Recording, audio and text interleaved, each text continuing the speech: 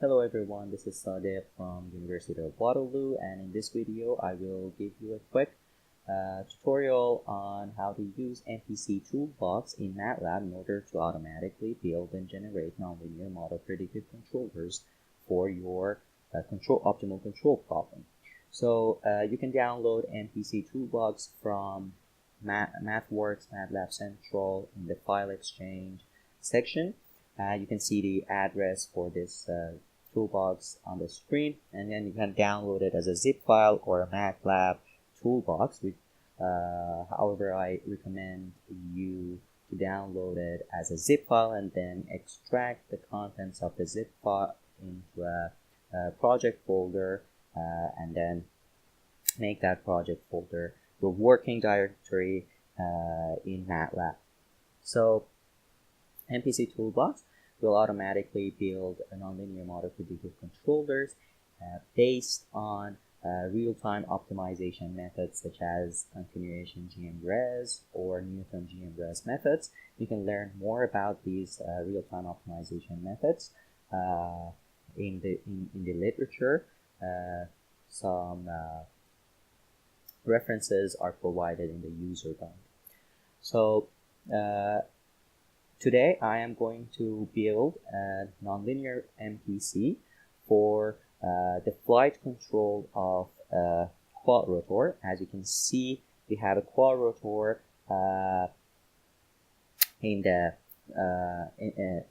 as shown on this slide. Based on the mathematical model of the quadrotor, we have 12 states, which are X, Y, Z positions of the quadrotor, also Euler angles of the quadrotor, which are theta, phi, and psi, and also we have linear velocities and angular velocities of the quadrotor as state of the system. So we have in total 12 states of the system. 12 states. 6 of these are positions of the quadrotor, and there are six more states that are velocities of the quadrotor. And we have 4 control inputs: T1, T2, and T3 and T4, which are basically the thrusts in each direction. So you can see the equations for the dynamics of the system.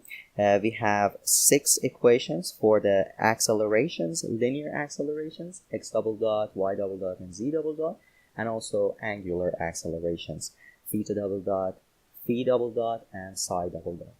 And again, T1 to T4 are the 4 control inputs of the system. And as you can see, this the equations of the system are highly nonlinear, including lots of sines and cosines. And we are going to build a nonlinear MPC for this system using MPsee Toolbox. So we're going to go back to the MathWorks website and download the MPsee Toolbox, and then extract the contents of the toolbox extract the contents of the zip file into a folder, which I'm going to name MPsee example, and then make that folder the current working directory of my MATLAB. And from there we can actually, so here you can see on the left, these are the contents of the MATLAB, of the MPsee Toolbox, which are here in this working directory of my MATLAB, and the name of the folder is MPsee example.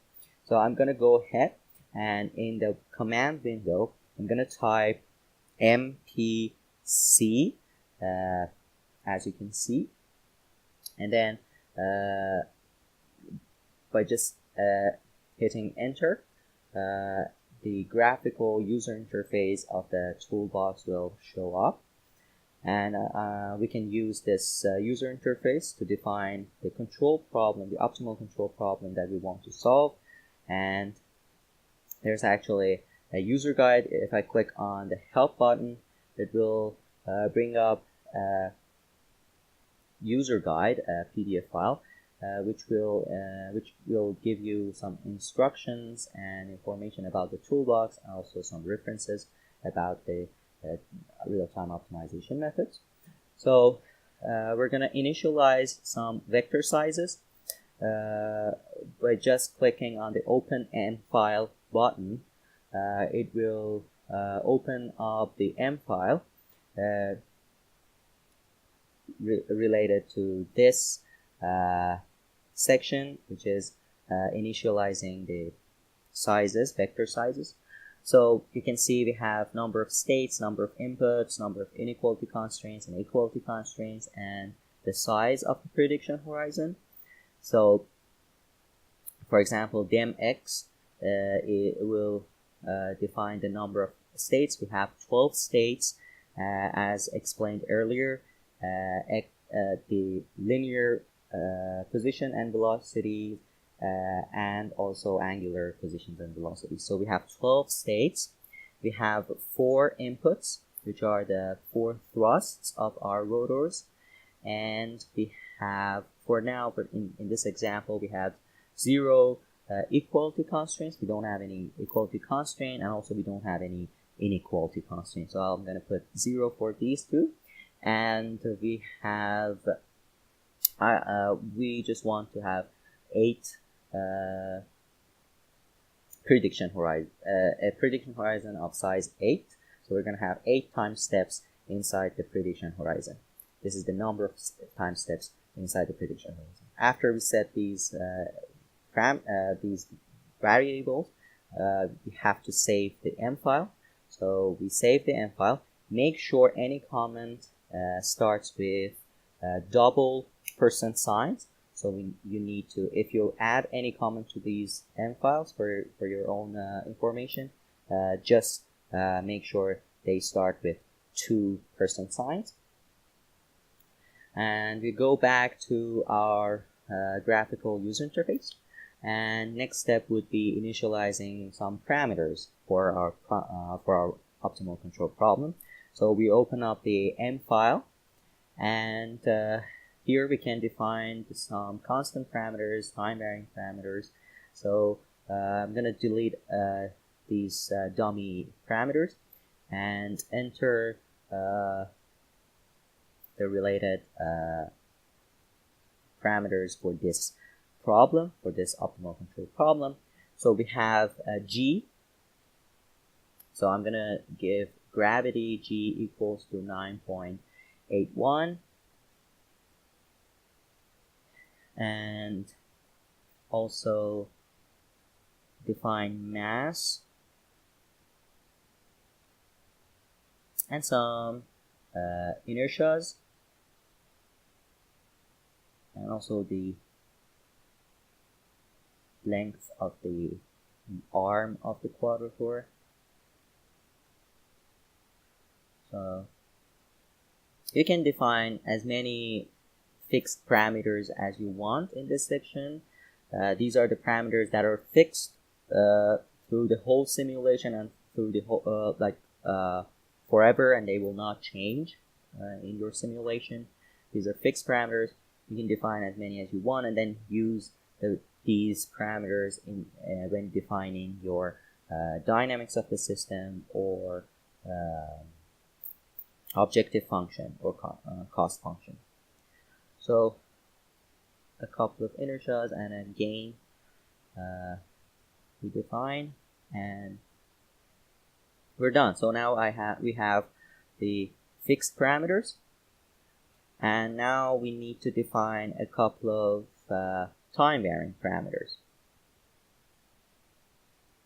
So time-varying parameters can be frozen or dynamic. Frozen time-varying parameters are the time-varying parameters that are assumed constant inside the prediction horizon, and dynamic time varying parameters are those that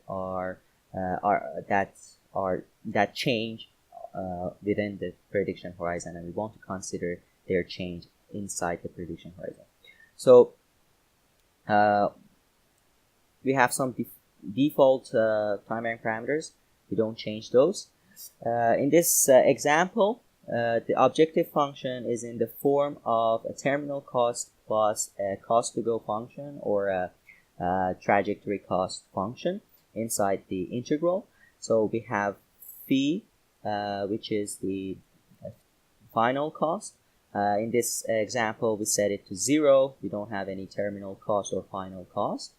And for the trajectory cost, we have a term related to the state. So we want the state to go somewhere.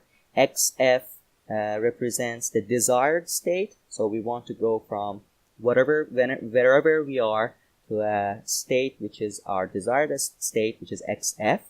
And the second term relates to minimizing the input. So we want to use the minimum amount of input to actually get there, to get to XF. So we have Q and W here as some weighting factors.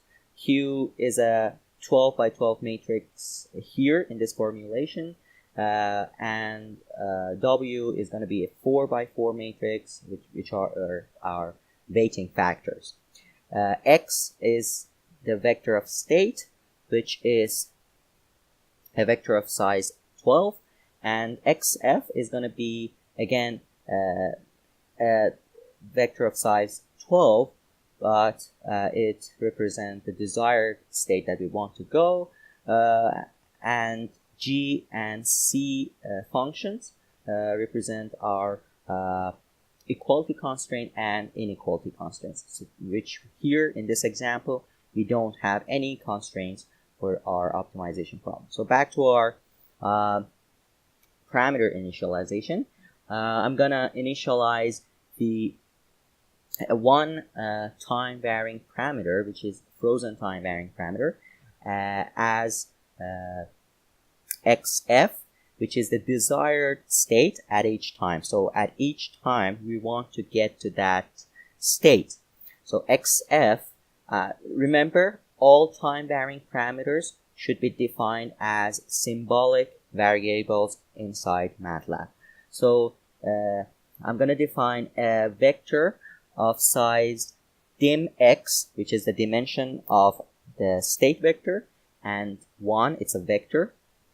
And with this line, I have defined XF as a symbolic vector of size dim_x, which dim_x is the dimension of my x vector or state vector. And I'm going to go ahead and define Q again as a vector, because I want my weighting factor to be the diagonal matrix of this vector. So I'm going to define this vector again with the size of my state vector, and I'm going to define the weighting factor as a diagonal matrix with this vector to be on its diagonal elements. The next parameter, I'm going to define the time varying parameter. I'm going to define it as W. W is again the diagonal elements of my weighting factor for inputs, and it's going to be this time it's going to be a symbolic vector of size 4, which is dim_u, dimension of input u. So it's going to be dim_u and 1. It's a vector. Now we go ahead and define all these symbolic variables as frozen time varying parameters in this section. TVP, time varying parameter, __ F defines all these variables as time varying parameters. Remember, the order that I enter here matters. later in Simulink file, I have to provide these vectors, time varying parameters, to my controller in the same order. So I'm going to put X, F, Q, W, and remember DT should be always the last frozen time varying parameters. I don't have any dynamic time varying parameter, and because I don't have any constraint, I just put R value as 0. R value is the weighting factor for my inequality constraint, which I don't have any, so I just put 0. So I go back. I have defined my parameters in the second M file, and now I need to define the dynamics of the system and the objective function for my optimal control problem. So here I open up the related M file for this initialization and problem definition section. And now remember, you always have to define your functions, whether it's the dynamics of your system or your objective function, in terms of UK and XK. These are fixed variable names that you should use. UK means the vector of inputs, which are here of size 4, and XK means the state vector, which here is the size of 12 in this example. So I'm going to go ahead and type in all those state equations that I had, that I showed earlier, here inside this fxu function. So fxu is actually the state equation that you have. Here, fxu is a function of size 12. It's actually a vector of size 12 and represents the state equation of my control-oriented model, which I had here. So here it shows only 6 equations of the whole 12 equations of my state equation, and I'm going to type in exactly the same equations in this M file. And remember, xk means the vector of the state vector. So x, for example, xk 9 means the 9th state. So here, for example, I have the first state to be x, and the second state is x dot. So the third state in my problem definition here is y, and the fourth state is going to be y dot.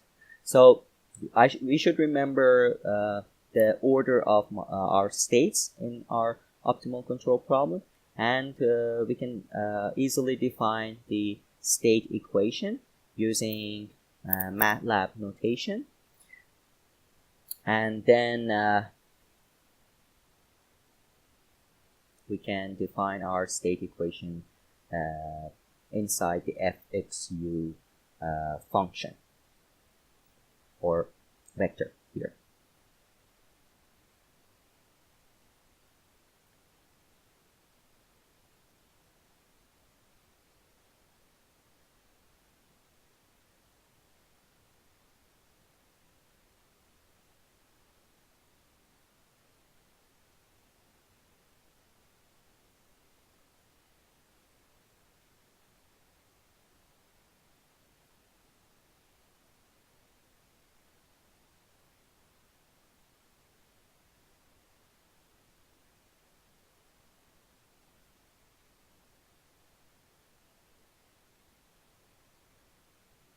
Okay, so now we have all of our equations entered inside fxu, which defines the state equation. Now we go ahead and we need to define the constraints for our system. Here in this example, we don't have any constraints, so I just put in 0 for both gxu and cxu. So these functions gxu and cxu are 0 for our special case example. We don't have any constraints. Now we go ahead and define the objective function or the cost function for our optimal control problem. As you can see, we have just the integral part.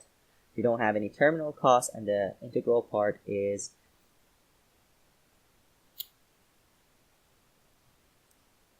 defined as, so 0.5 times x, which is the xk, which is the state vector, minus xf, which is the desired state, transpose times the diagonal matrix of the previously defined q vector.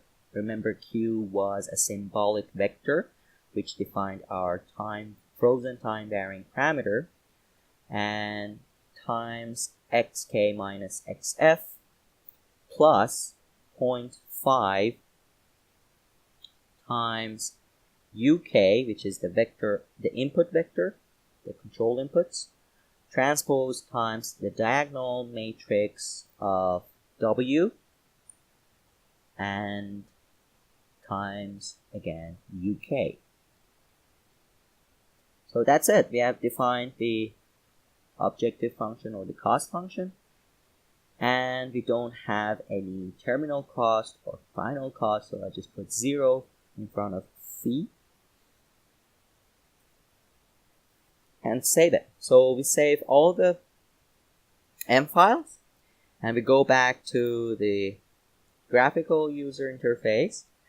I just want one outer iteration for the one Newton iteration, which we refer to as outer iterations, and but we're gonna have to have more inner iterations for solving the linear system. Here I put 10. So this is the maximum inner iterations that maximum inner GMRes iterations that we're gonna do in order to solve the linear system. And also we have a maximum error tolerance for the linear solver. So for the linear solver, we just put 0.01 for the maximum error tolerance for the linear solver, GMRes solver. I'm going to choose Newton GMRes real-time optimization method, and I'm going to use a single shooting method in order to solve this problem. Now all I have to do is to just click on generate NMPC. Once I click on generate NMPC, all the related files and codes will be generated, and you can see it on the left side of the screen in the working directory. They are all added, and here you can see it says that NMPC was successfully built, and it gives some information about the generated nonlinear MPC. So, and also it opens up a Simulink library. These are the two controllers. You can use these two blocks in your Simulink file in order to use the generated codes. So the orange one is for the Newton GMRes approach, and the blue one is for the continuation GMRes approach. So you can see a bunch of files were added into my working folder. For this go.m file is actually, you can see it has put all the m files together. Also added a couple of other codes to it for initializing the symbolic variables, and also then at the end it calls the coder function. Coder function is actually the main function that generates the codes for your nonlinear MPC, and you can see it here. So a bunch of other functions also created. the f function, which is the state equations, the cxu, which is the constraints, also the derivative of Hamiltonian with respect to x and u. So these functions are generated and are put in the working directory of your MATLAB, and I have and this NMPC also is generated. NMPC.m is actually the code that is run inside the Simulink block. So this code is run online when you run the simulation in Simulink. So I have already made a Simulink file for simulating this quadrature flight controller. So you can see I have used the orange block with the plant model, which is the blue one. Also, the toolbox automatically generates initial guesses for the optimal solution and optimal solution update. So basically, these are vectors, zero vectors of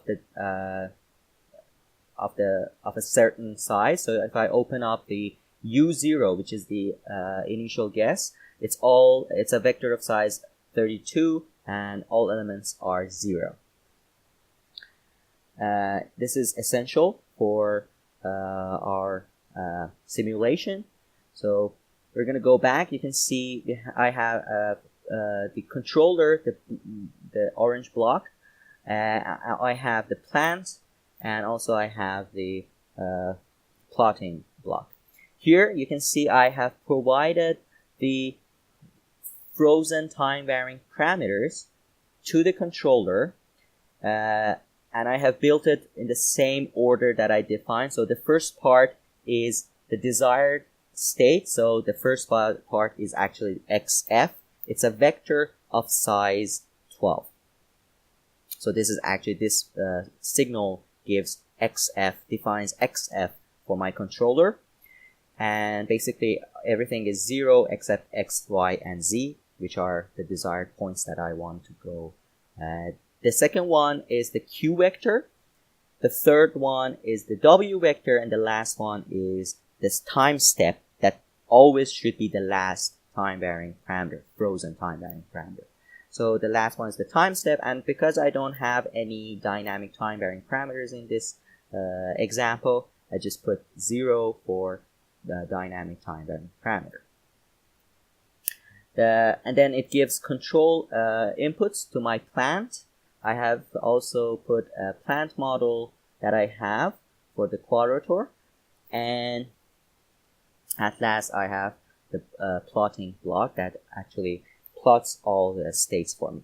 So if I run this simulation for 12 seconds, you can see that it actually does not converge and it goes to infinity. So it doesn't converge to the right solution, and it's not working. And that's because real-time optimization methods are very highly dependent on the initial guess. So this means that our initial guess was not actually close enough to the optimal solution of the problem, and we needed to provide a better guess for our system. Remember, we are solving a nonlinear set of equations of size 12, so we need to actually provide the right solution, initial guess for this solution, for this optimization. So I'm going to put instead of all zeros, I'm going to put all ones. So it's the initial guess is a vector of ones. And now I run the simulation again, and you can see it converges, and nice and easy, it converges to the optimal solution, and it follows the desired states that I provide here, and it goes to those points. So the first, so you can see that I changed the points based on time. So for the first 4 seconds, I want to be at x5, y2, and z2. So you can see it goes to those values, and then I change based on time. So you can see that it follows the desired state. And on the right side of the screen, you can see the plots of the simulation. The first plot are the x, y, z location of the quadrotor. The second plot on the bottom are the linear velocities. The third one on the bottom again are the angular positions and angular states of the quadrotor, and the fourth one are the angular velocities. And the last plot on the right shows the inputs to the system. So I have written a code for animating the simulation, so you can get a sense of what happened when I ran the controller. So this actually makes a MATLAB animation of the quadrotor going to the desired points. You can see the desired points, the target points as star, and then our quadrotor goes to those points in space. So, and that was a quick tutorial on how to use MPsee Toolbox in order to design and automatically build nonlinear MPCs for your optimal control problem. The nonlinear MPC controller that is generated with this toolbox, the performance of it highly depends on the tuning of different parameters, so, and also the prediction horizon size and other factors. So go ahead, go to this address on File Exchange MATLAB and download this toolbox and let me know your feedback.